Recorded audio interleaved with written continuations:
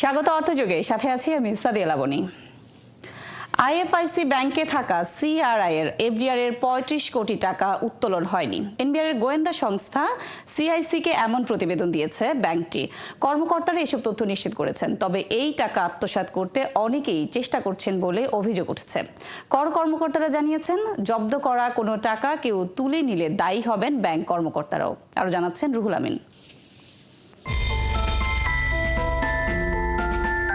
আওয়ামী লীগ সরকার পতনের পর দলের প্রোপাগান্ডা সেল সিআরআই এর বিরুদ্ধে তদন্তে নামে গোয়েন্দা সংস্থা সিআইসি। কর ফাঁকি ও অবৈধ সম্পদ অর্জনের অভিযোগে ব্যাংকসহ বিভিন্ন প্রতিষ্ঠানে সিআরআইয়ের সম্পদের খোঁজে নামেন গোয়েন্দারা। আইএফআইসি ব্যাংকের ধানমন্ডি শাখায় মেলে ৩৫ কোটি টাকার সন্ধান। বেহাত হওয়ার আশঙ্কায় এই টাকা জব্দ করে সিআইসি। সম্প্রতি সামাজিক যোগাযোগ মাধ্যম ফেসবুকে কিছু ছবি ছড়িয়ে পড়ে, যেগুলোতে দাবি করা হয় এফডিআর ভেঙে টাকা তুলে নিয়েছে সিআরআইয়ের পলাতক মালিকরা। এর প্রেক্ষিতে আইএফআইসি ব্যাংকের প্রধান নির্বাহী কর্মকর্তা সৈয়দ মোস্তফা মনসুরকে তলব করে সিআইসি। রোববার সকালে সিআইসিকে প্রতিবেদন দেন তিনি। জানান, পুরো টাকা জমা আছে, কেউ উত্তোলন করেননি। যারা অবজারভার তাদের তত্ত্বাবধানে আছে, ওনারা আমাদেরকে জানিয়েছে যে এই টাকা কেউ তুলতে পারবে না। অ্যাকর্ডিংলি আমরা এটা ফ্রিজ করে দিয়েছি, কিন্তু টাকা আমাদের ব্যাংকেই আছে, টাকা কেউ তুলে নেয়। আয়কর আইন অনুযায়ী তদন্ত কর আদায়ের স্বার্থে যে কোনো অর্থ সম্পদ জব্দ ও হস্তান্তরে নিষেধাজ্ঞা দিতে পারে সিআইসি। জব্দ করা টাকা যদি ব্যাংক হস্তান্তর করে তা অপরাধ। এক্ষেত্রে সংশ্লিষ্ট শাখা ব্যবস্থাপক দায়ী হবেন। নিষেধাজ্ঞার চিঠি তারা হাতে পাওয়ার পরে যদি ব্যাংক কর্মকর্তা সেই ব্যাংক অ্যাকাউন্ট হতে কোনো টাকা করদাতাকে প্রদান করে থাকে, তাহলে সংশ্লিষ্ট ব্যাংক শাখা ম্যানেজার তিনি দায়ী হবেন এবং তিনি এসএসসি ইন ডিফল্ট হিসাবে বিবেচিত হবেন এবং সেই পরিমাণ, যে পরিমাণ টাকা তিনি নিষেধাজ্ঞার পরেও প্রদান করেছেন তার অ্যাকাউন্ট হোল্ডারকে, সেই টাকা তার কাছ থেকে আয়কর অথরিটি আদায় করতে পারে। অভিযোগ উঠেছে, সিআরআইয়ের উদ্যোক্তারা পালিয়ে গেলে আইএফআইসি ব্যাংকে থাকা এফডিআর এ নজর পড়ে অনেকের। টাকা আত্মসাৎ করতে চেষ্টাও চালান তারা। এদিকে সোনালী, ডাচবাংলা সহ আরও অনেক ব্যাংকে সিআরআই টাকার তথ্য পেয়েছে সিআইসি। চলছে বিস্তারিত অনুসন্ধান। রুহুল আমিন, ৭১, ঢাকা। বাংলাদেশ ব্যাংকের মতিঝিল শাখায় সুরক্ষিত লকার বা সেফ ডিপোজিটর খুলতে অভিযান চালাচ্ছে দুর্নীতি দমন কমিশন দুদক। রবিবার দুপুর 12:30টার দিকে লকারে তল্লাশি চালাতে বাংলাদেশ ব্যাংকে পৌঁছেছে দুদকের একটি টিম। এসব লকারে কেন্দ্রীয় ব্যাংকের সাবেক ও বর্তমান মিলিয়ে ৩০০ উচ্চপদস্থ কর্মকর্তার অর্থ সম্পদ ও অন্য মূল্যবান নথিপত্র সেফ ডিপোজিট আকারে রেখেছেন বলে তথ্য পেয়েছে দুদক। এর মধ্যে কিছু দুর্নীতিবাজ কর্মকর্তার নামেও লকার রয়েছে। এসব লকারে রক্ষিত অর্থ সম্পদ বা নথিপত্রের তালিকা করা হবে। জ্ঞাত আয় বহির্ভূত বা আয়ের সঙ্গে অসঙ্গতিপূর্ণ কোনো সম্পদ পাওয়া গেলে সংশ্লিষ্টদের বিষয়ে পরবর্তীতে তদন্ত করা হবে বলে জানিয়েছে দুদক। এদিকে গত ২৬ জানুয়ারি কেন্দ্রীয় ব্যাংকের সাবেক ডেপুটি গভর্নর এসকে সুরের লকারে তল্লাশি করে প্রায় ৫ কোটি টাকার সম্পদের সন্ধান পেয়েছে দুদক। এগুলো এখন কেন্দ্রীয় ব্যাংকের জিম্মায় রাখা হয়েছে। অভিযানের সময় দুদক কেন্দ্রীয় ব্যাংকের কর্মকর্তাদের নামে আরও কিছু লকার দেখতে পায়।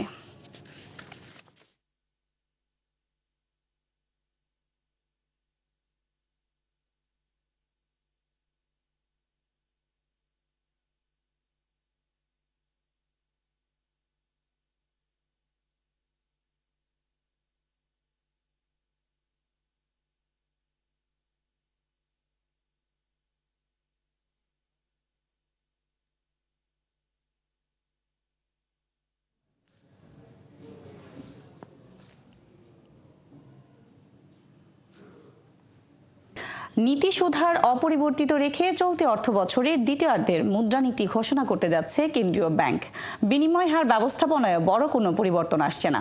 মূলত মূল্যস্ফীতি সামান্য কমে আসা এবং রিজার্ভ $20 বিলিয়ন স্থিতিশীল থাকায় এমন নীতি ঘোষণা হচ্ছে। সোমবার বাংলাদেশ ব্যাংকের গভর্নর ডক্টর আহসান এইচ মনসুরের সংবাদ সম্মেলন করে নতুন মুদ্রানীতি ঘোষণা করবেন। এটি হবে অন্তর্বর্তী সরকারের আমলের এবং বর্তমান গভর্নরের প্রথম মুদ্রানীতি।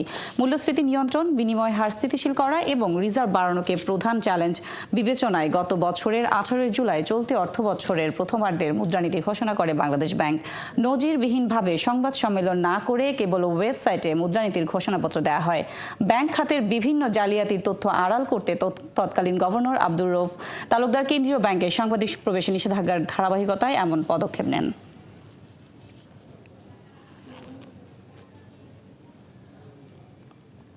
নানা চড়াই উতরাই পেরিয়ে মার্কিন বাজারে ঘুরে দাঁড়ালো বাংলাদেশের তৈরি পোশাক রপ্তানি। গত নভেম্বর পর্যন্ত নেতিবাচক প্রবৃদ্ধিতে থাকলেও 2024 সালের মোট হিসাবে বছর ব্যবধানে বাজারটিতে রপ্তানি আয় বেড়েছে প্রায় 1.25%। দেশটির বাজারে এ খাতে রপ্তানির শীর্ষে আছে দক্ষিণ পূর্ব এশিয়ার দেশ ভিয়েতনাম। যুক্তরাষ্ট্রের বাণিজ্য দফতরের অধীনে অফিস অব টেক্সটাইল ও অ্যাপারেল প্রকাশিত সবশেষ প্রতিবেদন বলছে, দেশটিতে গত বছর বাংলাদেশ থেকে তৈরি পোশাক গেছে 734 কোটি 28,46,196 ডলারের। আগের বছরের তুলনায় যা 0.1% বেশি। অথচ 2022 সালের পর বাজারটিতে রপ্তানি আয় কমেছিল 25% বেশি। যুক্তরাষ্ট্রের বাজারে গত বছর চীনা পোশাকের রপ্তানি আয়ও বেড়েছে। গত বছরের শেষ 4 মাসে যুক্তরাষ্ট্রের বাজারে তৈরি পোশাক রপ্তানিতে বড় প্রবৃদ্ধি অর্জন করেছে বাংলাদেশ। এর মধ্যে গত বছরের ডিসেম্বরে রপ্তানি করেছে 58 কোটি ডলারের তৈরি পোশাক, যা 2023 সালের ডিসেম্বরের তুলনায় 18.36% বেশি। যদিও গত নভেম্বরের আগের বছরের একই সময়ের তুলনায় রপ্তানি বেড়েছিল 41%। এভাবেই এক বছরের ব্যবধানে তৈরি পোশাকের বড় বাজার যুক্তরাষ্ট্রে ঘুরে দাঁড়াতে শুরু করেছে বাংলাদেশ।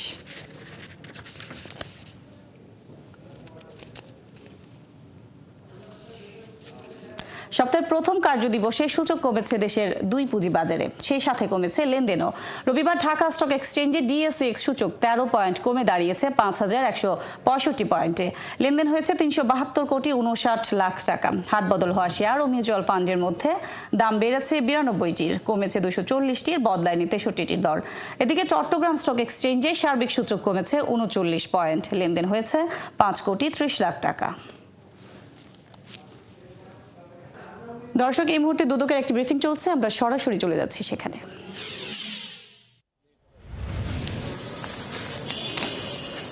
আপনাদেরকে অনেক ধন্যবাদ। কানাডায় যে ইয়া হয়েছে কত সালের দিকে পাতা করছে কি ওখানে কি প্রপার্টি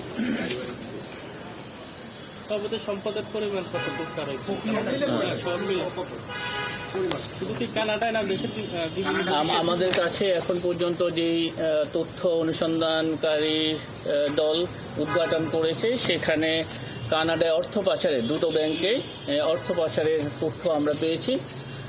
তদন্তকালে আরও তথ্যাদি পাওয়া গেলে সেগুলো এই মামলার সাথে সম্পৃক্ত করা হবে। হ্যাঁ, টাকাটা তো এখান থেকে ফ্লাই করছে, কোন প্ল্যানে গেছে, কোন ব্যাংকের নাম থাকছে একটু বলতে? এইটা আমাদের কাছে যে অনুসন্ধান দল যে তথ্য দিয়েছে, সেখানে দুটো ব্যাংকের মাধ্যমে এই টাকা কানাডায় পাচার হয়েছে, এই সংক্রান্ত তথ্যাদি রয়েছে। এটা হচ্ছে দুটো বিদেশি ব্যাংকে এই অর্থ পাচার হয়েছে এবং এই সংক্রান্ত বিস্তারিত তথ্য এজাহারে থাকবে। আমরা আপনাদেরকে এজাহার সরবরাহ করব যখন এটা আমাদের হাতে এসে পৌঁছাবে। Firstly, are you able to give any update on the investigation into this Tulip Siddiq? Secondly, are you planning to request their extradition from the United Kingdom? Thank you.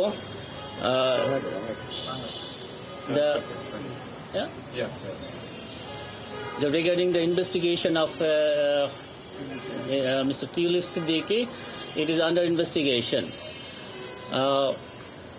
The investigation team is now collecting evidence, and after collecting evidence, they will analyze the evidences. They will examine the persons who will provide evidence to us, and also they will provide some opportunity to the accused person for giving any reply if he would like to. And then the investigation team they will decide whether they will. দর্শক, অর্থ পাচার নিয়ে দুদকের ব্রিফিংয়ে ছিলাম আমরা। বৈশ্বিক বাণিজ্য কাঠামো যুক্তরাষ্ট্রের পক্ষে আনতে আবারও শুল্ক আরোপের হুমকি দিলেন ডোনাল্ড ট্রাম্প।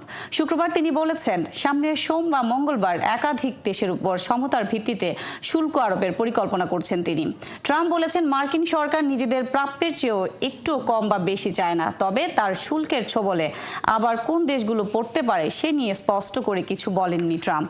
তবে এই পরিকল্পনার পরিসর অন্তত ব্যাপক এবং মার্কিন বাজেট ঘাটতি পূরণে সহায়ক হবে বলে দাবি করেছেন তিনি।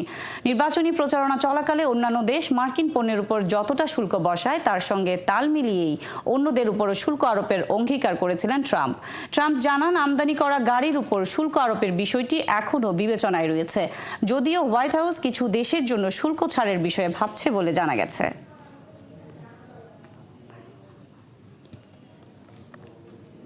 অ্যাপল ব্যবহারকারীদের সুরক্ষিত তথ্যে প্রবেশাধিকার চেয়েছে যুক্তরাজ্য সরকার। দেশটির স্বরাষ্ট্র মন্ত্রণালয় বলছে, তদন্তের স্বার্থে আইন মেনে আইন শৃঙ্খলা রক্ষাকারী বাহিনীকে গ্রাহকের তথ্য সরবরাহ করতে বাধ্য যে কোনো প্রতিষ্ঠান। তবে এতে যুক্তরাজ্যের পাশাপাশি বিশ্বব্যাপী অ্যাপল ব্যবহারকারীরা ব্যক্তিগত তথ্যের নিরাপত্তার হুমকির মুখে পড়তে পারে বলে মনে করেন বিশ্লেষকরা। বিস্তারিত তানহা জুলিয়ার প্রতিবেদনে। Apple has abused its dominant position and cost. ব্যক্তিগত তথ্য সুরক্ষা ও নিরাপত্তার কারণে প্রযুক্তিপ্রেমীদের বিশ্বাস ও আস্থা ধরে রেখেছে টেক জায়ান্ট প্রতিষ্ঠান Apple. Apple advance data protection ব্যবস্থায় শুধু অ্যাপল ব্যবহারকারীর নিজস্ব অ্যাকাউন্ট থেকেই তথ্য দেখা সম্ভব। এক্ষেত্রে প্রতিষ্ঠানটিও গ্রাহকদের সংরক্ষিত তথ্য দেখতে পায় না। Allegedly overcharged for app purchases. এবার গ্রাহকদের সেই ব্যক্তিগত তথ্যই চেয়ে বসেছে যুক্তরাজ্যের সরকার।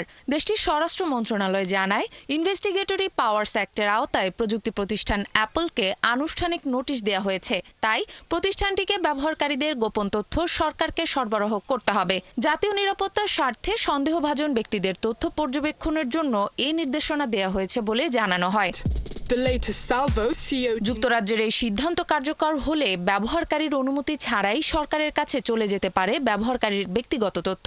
প্রযুক্তি খাতে এমন নজরদারির নজির তৈরি হলে তা বিশ্বের অন্য দেশের সরকারও উৎসাহিত হবে। বিশেষজ্ঞদের আশঙ্কা, সুরক্ষিত তথ্য ফাঁস করা হলে শুধু সরকার নয়, সাইবার অপরাধীরাও একে কাজে লাগাতে পারে। এতে ব্যক্তিগত তথ্য চুরি ও অনলাইন প্রতারণার ঝুঁকি কয়েক গুণ বেড়ে যাবে। A report from the Washington Post on Friday which cited people familiar with the এর matter. আগে অ্যাপলের নিরাপত্তা ব্যবস্থা নমনীয় করতে যুক্তরাষ্ট্রের দেয়া নির্দেশনা প্রত্যাখ্যান করে প্রতিষ্ঠানটি। ব্যবহারকারীদের গোপনীয়তা রক্ষাকে সর্বোচ্চ অগ্রাধিকার দেওয়ার কথা জানায় অ্যাপল। তবে যুক্তরাজ্যের নতুন পদক্ষেপ প্রযুক্তি প্রতিষ্ঠানগুলোর ভবিষ্যৎ নীতিতে ব্যাপক প্রভাব ফেলতে পারে বলে ধারণা করা হচ্ছে। Worldwide has uploaded. Tanha Julia, 71। The iPhone maker is. দর্শক, চলছে অর্থযোগ। সরাসরি সংবাদ অনুষ্ঠান দেখতে চোখ রাখুন 71-এর ফেসবুক পেজে এবং সাবস্ক্রাইব করুন 71-এর ইউটিউব চ্যানেলে। 71-এর সাথেই থাকুন।